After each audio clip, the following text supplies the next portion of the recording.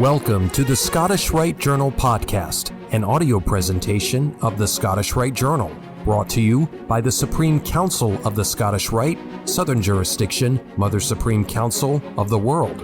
This week's article is The Three Ancient and Original Orders of Architecture by Brother Christopher J. Ritchie, Ph.D., 32nd degree KCCH, and comes from the July-August 2024 issue of the Scottish Rite Journal. In the fellowcraft degree ritual, we ascend an imaginary flight of winding stairs on our path to the middle chamber of King Solomon's temple. During this journey, we learn of the 5 orders of architecture: the Tuscan, Doric, Ionic, Corinthian, and composite. We then learn that the Doric, Ionic, and Corinthian are unique, borrowing nothing from the others and providing specific contributions to the world. These 3 are therefore most revered by Masons.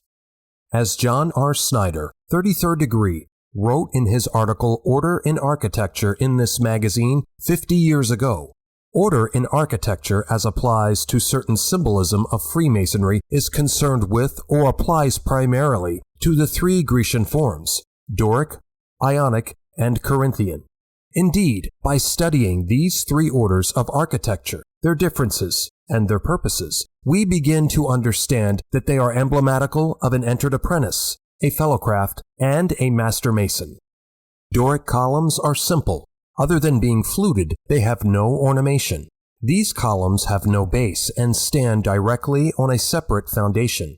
They are shorter and sturdier than the others. They emphasize strength and support abundant beauty. Ionic columns employ the use of a volute, or a spiral scroll, at the corners on the capital.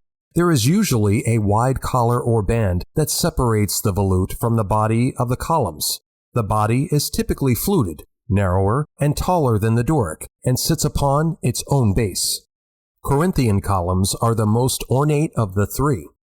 The capital typically features numerous small volutes, is heavily ornamented with leaves, and rests adorned with a rosette or flower at the top. The level of detail is extravagant, and ornaments flare outwards.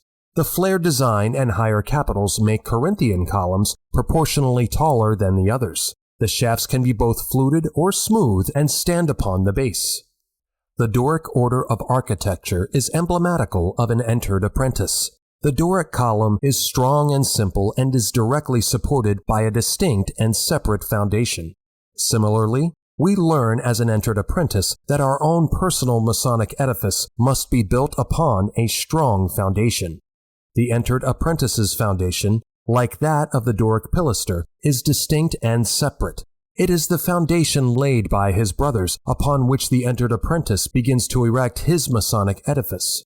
Everything that is to come in the brother's Masonic journey is supported by the strength of his entered apprentice's Doric column and the foundation upon which it is constructed.